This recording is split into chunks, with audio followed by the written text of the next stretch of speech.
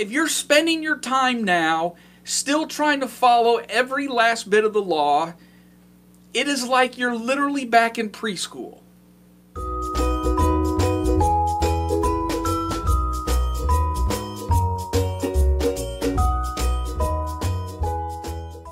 Hi, welcome to our YouTube channel here at Mudline Church of the Nazarene, and this is the 8th episode of our ongoing series entitled The First Book.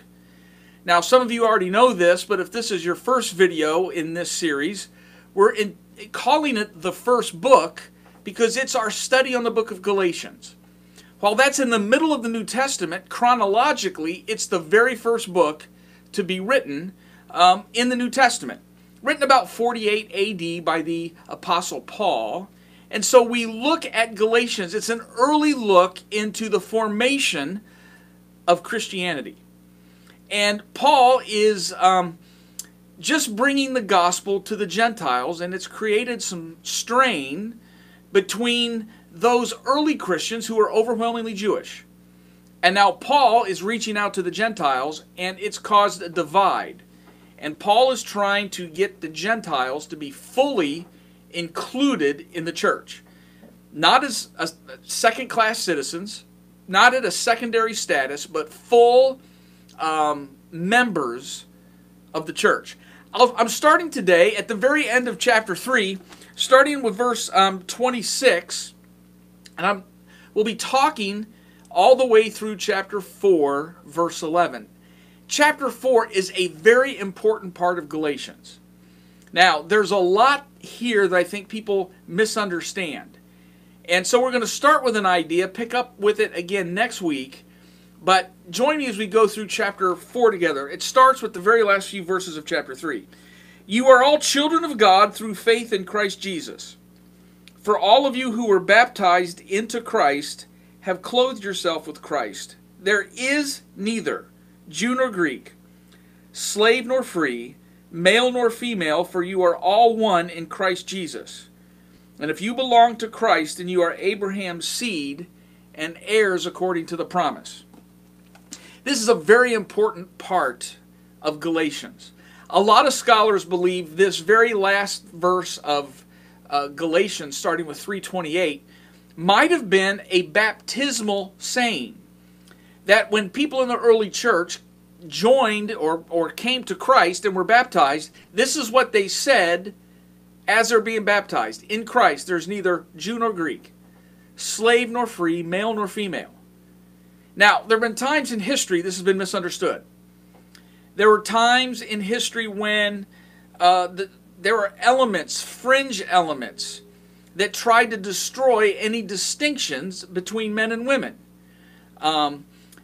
There were also times in the church, one of the last episodes were the Shakers. Some of you know Shaker furniture. Well, it was built in the 1800s by a group that was actually religious in nature.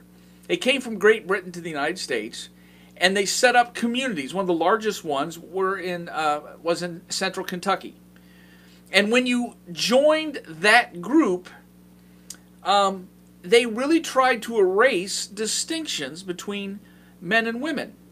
They did this by, you had to pledge abstinence. All the men lived in the men's dorm, all the women lived in the women's dorm. And they forbade any mixing. Even if you were married before you joined that community, you didn't live as a married couple afterwards. If there's no distinction, there's no need for sex. And so you had this abstinent community. Now, it didn't last very long because when you have abstinence as one of your primary goals, they tend to not produce a second generation. And so what Paul is trying to say is not that there's no such thing as men or women, or there's no such thing as Jew and Gentile, or there's no such thing as slave or free. All of those categories existed in the first century. And by the way, there's categories today. We're still men and women. We're still rich or poor. We're still business owner and employee. We still have ethnicities. Paul is not trying to say those ethnicities don't exist. What he's saying is they don't matter. in light of our commitment to Christ, none of those ethnicities should be in the way. We don't get a status because of our skin color, because of our ethnicity, because of our income level, because we're the fifth generation that's gone to this church or the first generation. All the categories that divide us out there should not divide us in the church. I think that's a timely message today. And he moves on into chapter 1. And from starting in, verse 1 of chapter 4. Starting in chapter 4, Paul uses this slave and free distinction, and we'll talk about it today and next week why. He says this, as long as the heir is a child, he is no different from a slave, even though he owns the whole estate. He is subject to guardians and trustees until the time set by his father. So also when we were children, we were in slavery under the basic principles of the world. But when the time had fully come, God sent his Son, born of a woman, born under the law, to redeem those under the law, that we might receive full rights of sons. And I'll stop there just for a second. There's a couple words here. In chapter 3, this thing that's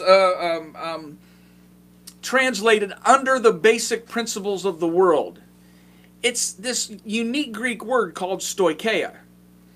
It means like basic, elementary, fundamental teachings.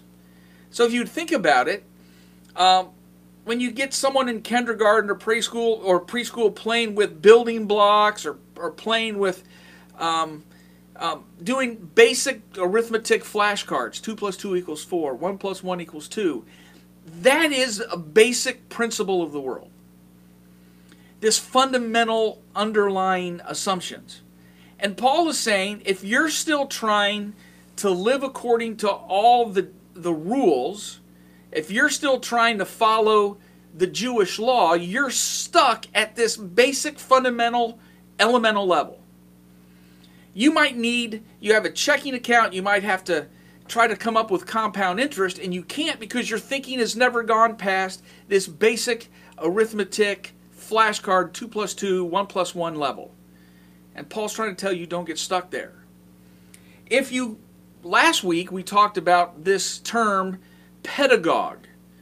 That's a trained, paid babysitter that accompanied the kids everywhere in the first century.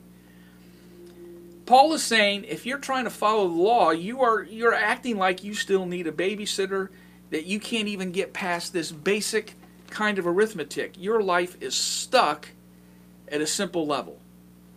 All of us have known people in our lives who we think should be doing a lot better if they could just change their way of thinking. That's what Paul's trying to get these believers to do. And then he said, I already read it in verse 4 and verse 5. God sent his Son, born of a woman, born under law, to redeem those under the law, that we might receive the full rights of sons. This is it's called a chiasm. These are throughout the New Testament. It's like brackets where the outer brackets match and the inner brackets match. And so here is a small chiasm. The outer brackets would be, God sent his Son so that we might be sons. And the inner bracket would be born under the law to redeem those under the law. Paul is very careful here. He's talking to Jews and Gentiles. And here is where he's really talking to Jews. That we might receive the full rights of sons. Well, who's the we? The Jews here. Jesus was subject to all the Jewish law. And so the reason why is that when he rose again, he overcame all the parts of the law. The law is what condemned him to death. They used the law to say he needed to be crucified. And so then when Jesus rises again, the law has been superseded. It's no longer in effect.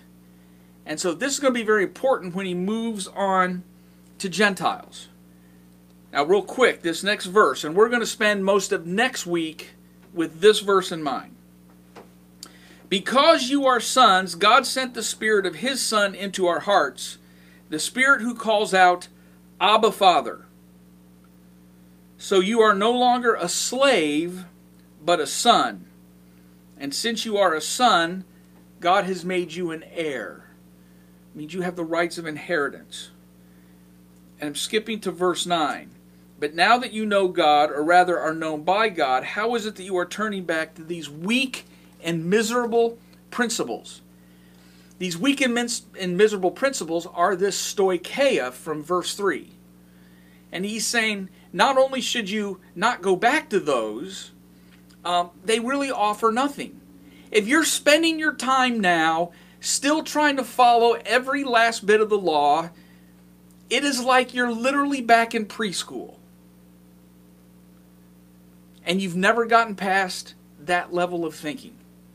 And Paul wants maturity from his believers. Now, one other thing.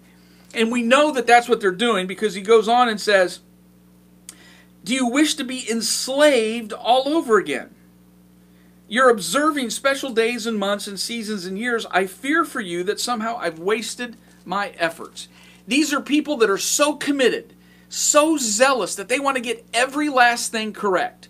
Tell us which holiday to observe. Tell us which ritual to do and we'll do it. Tell us what food to eat, we'll eat it. Tell us what procedure to do, circumcision. We'll stand in line as an adult to do it. And Paul's response is, you're so committed, but I feel like I've wasted my efforts.